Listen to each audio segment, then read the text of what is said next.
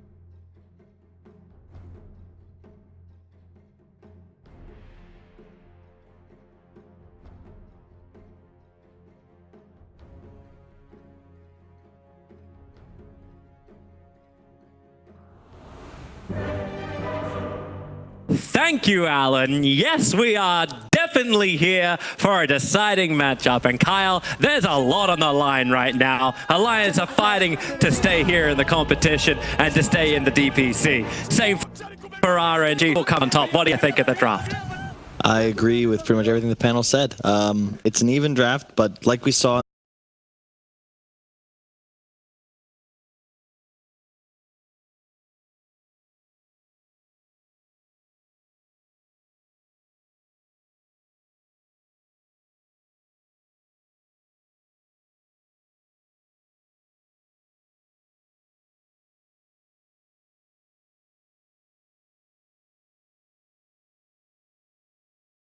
TP back down to bottom lane.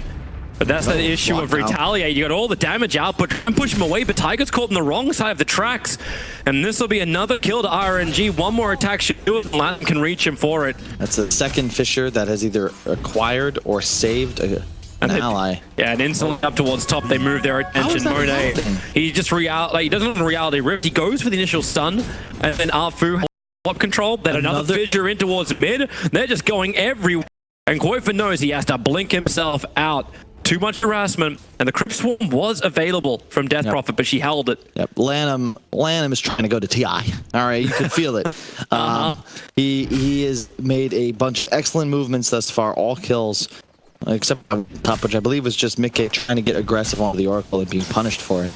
But he's had some really great movements thus far, and that's the downside of the roster Grimstroke dual support. You're very good at controlling players in the mid game, but your rotating potential is not high, especially in comparison to just a level 1 Earthshaker. If you land that block, you're able to find kills quite easily. You got to be cautious down bottom with your Taiga because Flyby is just baiting right now.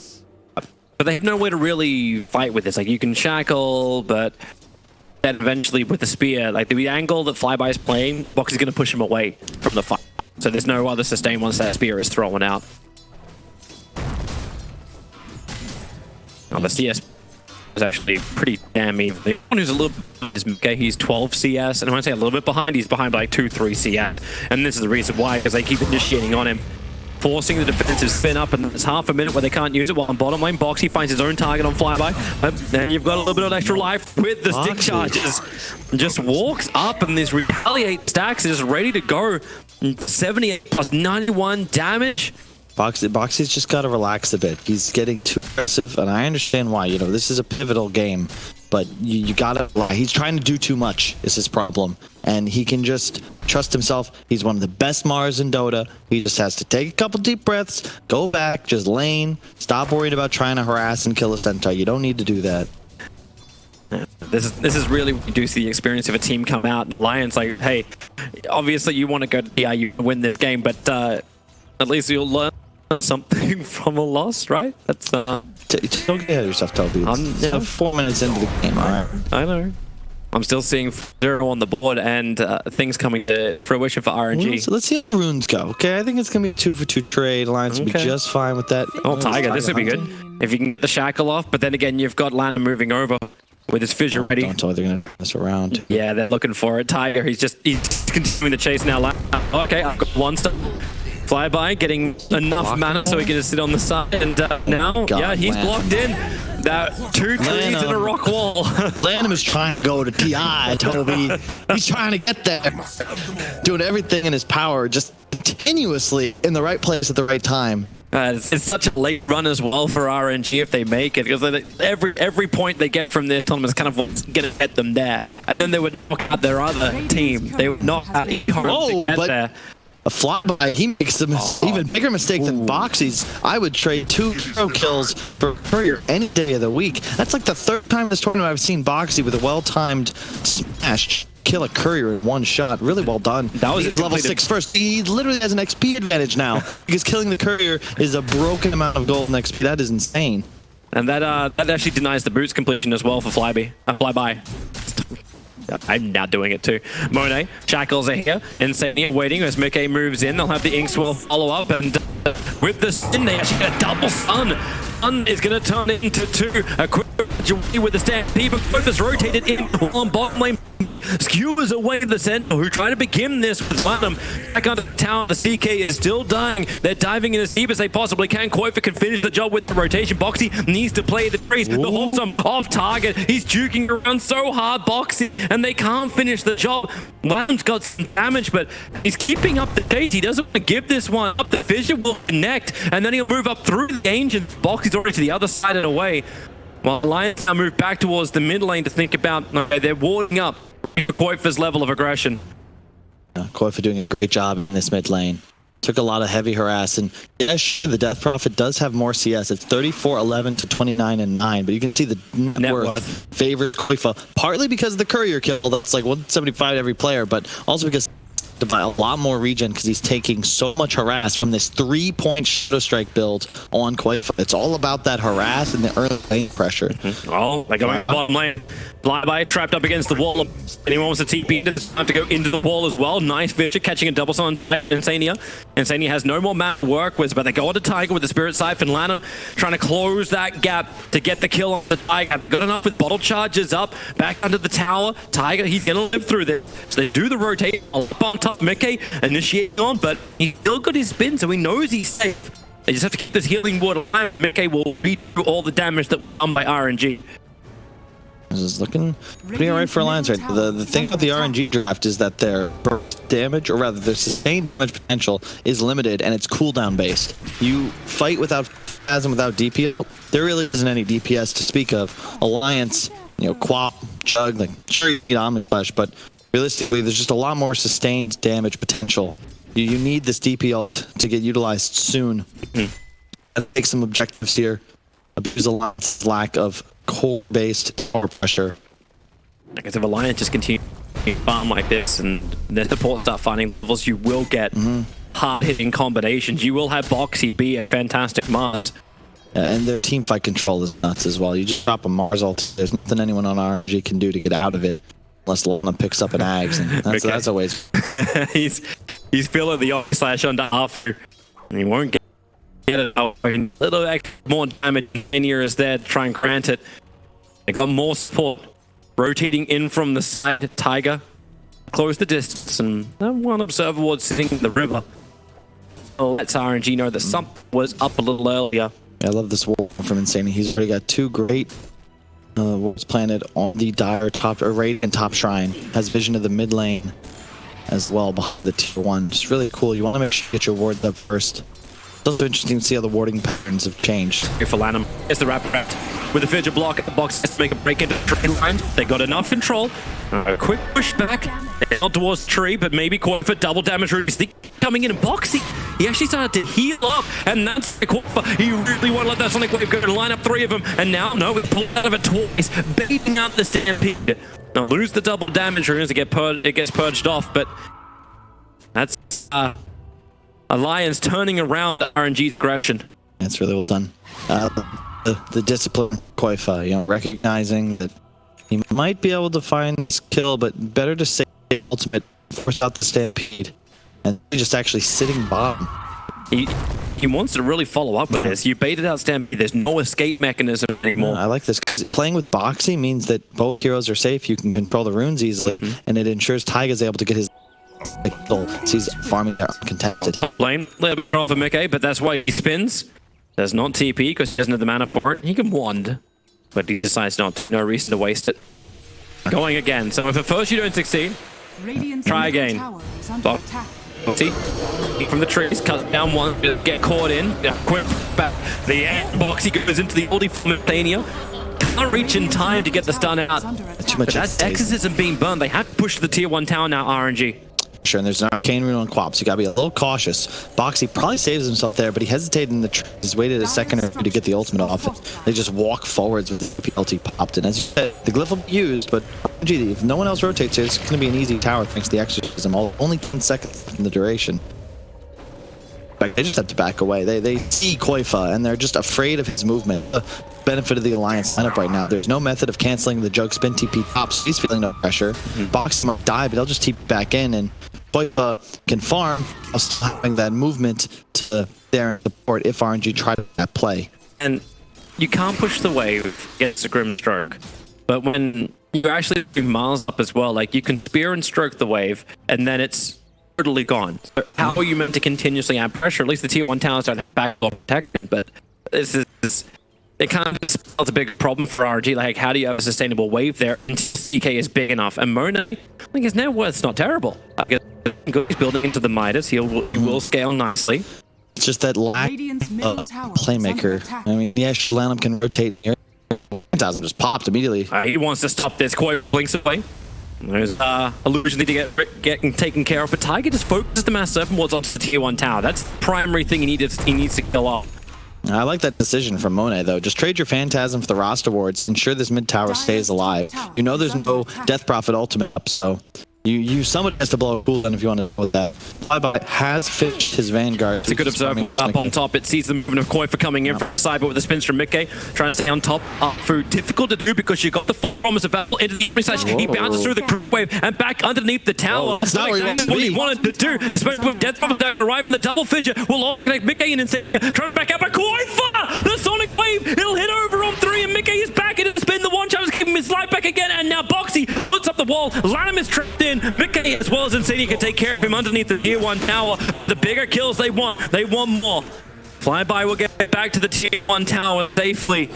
Huge rotation from Koifa. You can see the downside of the RNG lineup. They have no DP ult, so the damage output just is not there. And Monet with that Midas rush of Phantasm, he's not able to help either. Really well done by Koifa. He's played a flawless game thus far. You probably thought like Luke sitting there. You see the campaign come up as the last one. It'll be like PBE drafting the Sky round in the grand final for EG. He's like, you know what? We've gotten this far, boys, by playing really well and our great heroes. Let's just do it again. Mickey, you can take your Juggernaut. You can never keep Morphling banded against you. Koifa, have your Queen of Pain. You have this. You have this. Have Mars. This is the Alliance comfort zone. It's looking so far, but they've yet to take a huge fight on the side of RNG with all their spells active. That'll be coming up very soon. The Death Prophet ultimate's active. They can make play or Setsu. Oh, Mickey. He wants to try and hold this off. That's feeling pretty close. In 1 second stun, Monet able to get it on court. This will be huge if they can. Tiger bought the time. Monet needed one more swing of that blade to get the kill on the Quiver. It would have been huge. Now Tiger on the run towards the tree, tries to hit the before he has Mass Serpent Wards available. Monet, Lanham, and Afu all on the chase. Insania's moving over, but with them extra slow, he can help his teammate. And he can't really. 4 heroes from RNG chasing down this Shaman. And they'll have to use the Exorcism, which is only half a second left to hit the tier 1 tower. They don't get objective for it. They have to support. I really like this decision to not Fissure. but no. It's coming in. Your blood's available. Comes in. Really want to as the scream is even the speed that can't walk themselves out the fight. Chaos Knight will go down. Our boost TP will be able to complete. Koifa didn't have enough damage to get the kill. It's an infinite room. Timely for the Death Prophet. She'll walk it off. The Centaur's beating the tier 1 tower down on top lane too. Yep. Really good balance though. You don't want to upwards Taiga. You just let yourself die. Buys back to the bottom. No, blam! The damage is spilled pretty dead hard, but okay, now the spin. Zetsu revealed himself a quick hit, a silent. Zetsu's okay with this. He can tank through the Alliance initiation and land him from the trees. That's one way to punch a ticket. Shanghai. Just a 1K gold lead, though. Yeah, it is. See flyby. He's got a blink finish now, so all of a sudden the RNG lineup has that true initiation potential that they need.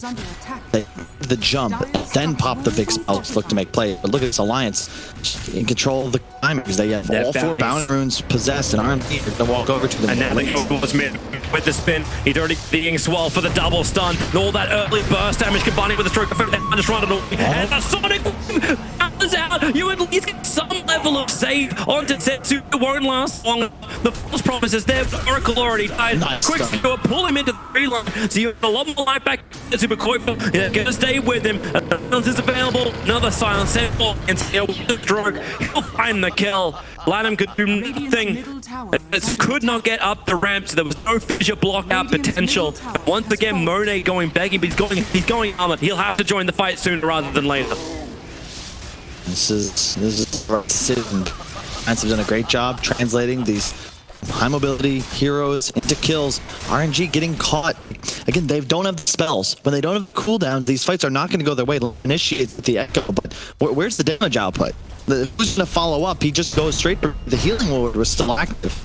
And I really like what they did there, where Cia waited to use his X-Spell on Mickey until he was spinning, because it ensures the Oracle will not be able to aggressively purge it off, which is one of the reasons you pick Oracle into Grimstroke, of course, because all these spells are very valuable, and you do not want to have to... it's the only way you can like remove this extra stun for free. And oh no, Denial. of course. He has a double damage rune. You get the ward, but top lane, a little bit, maybe they were thinking about diving into there, but it's just not the play in this situation.